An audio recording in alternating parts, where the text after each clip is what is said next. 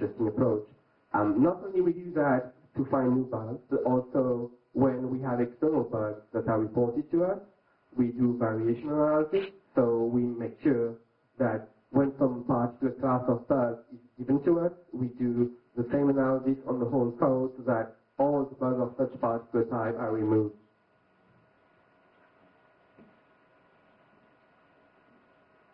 Just quickly, related work. So we have two other teams. So as I said, I'm in the penetration testing team, but we also have the science team. So we had two representatives yesterday that left already, unfortunately, Tim and Thomas. They are in the science team. So they do lots of automation work and similar work to what we do in the test team. We also have the Windows static analysis team. So they do tools like prefix, prepass, DSP. Maybe you guys heard of it before. And they generalize the pretty interesting bugs as well. So those are the two teams that are related to ours. Also, we have related properties. So, for example, you can do an analyzer just to test if every allocation site were testing null after that. So you cannot have a null reference, for example. So this is a different property than zero allocation as you understood.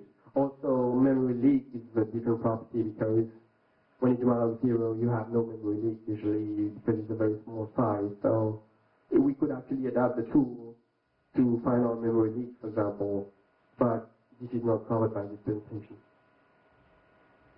So basically, if you were interested in large memory allocation bugs, check out Quest 2005. There is a very nice presentation by Gael Delalo. So it's very well explained. So like sometimes when you allocate a lot of memory, you can end up allocating the zero page. So yeah, basically you allocate lots of offsets, and then you cannot allocate on the upper side, upper part of the other space. So you're going to start allocating memory very low in the other space. So it's in those states where you can actually allocate null page for username, not kernel. So obviously, when you want to exploit null reference in the kernel, you just like do a map and that's all. Like I'm talking for username. That's it. Thank you very much.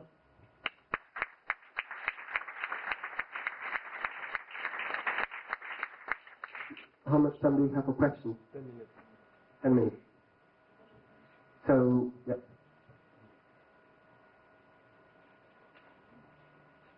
In terms of time, I understood that you have a two-stage approach. First, the local intra-procedural approach, then the inter-procedural approach. Can you give us estimates, orders, like figures? So, for such simple property, for 1 million lines of code, it takes approximately 3 hours on 1 million lines of code to analyze this part of the property.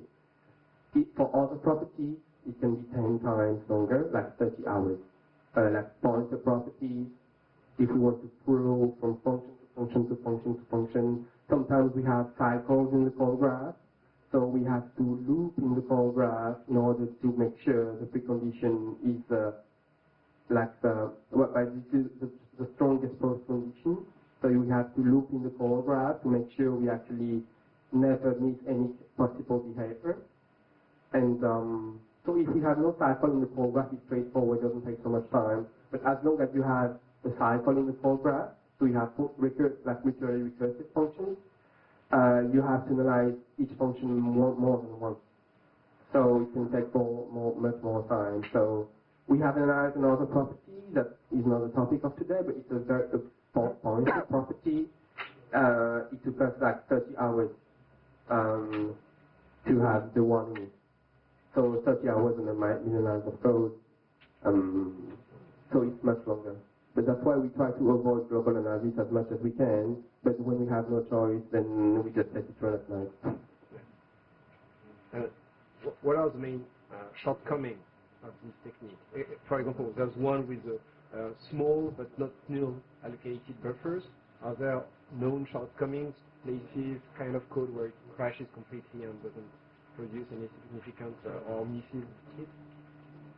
So no. Well, for this particular property, I think the main shortcoming is what I just said.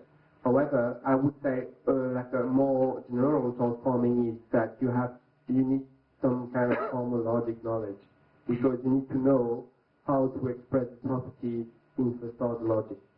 So you need to manipulate and or and implications and sometimes quantifier for all pointer. No reachable pointer can do this, for example. So basically you have to be imaginative, to have some knowledge of formal logic so that you can actually write a formula that makes sense. It's not that trivial. But it's not so hard either. So as soon as you have a basic knowledge of formal logic, you can write formulas and check them at specific program locations. So I would say the main shortcoming of serial proving is you need to have some formal logic knowledge, and also when you find specific classes of false positives, sometimes it happens, like we forgot this assumption is false or something. So we need to understand what is the assumption that we got wrong, and add this as a formula to say, oh, actually this is always true too. So all the bugs that were triggered by not using this particular refinement are removed. So we can say, for example, say like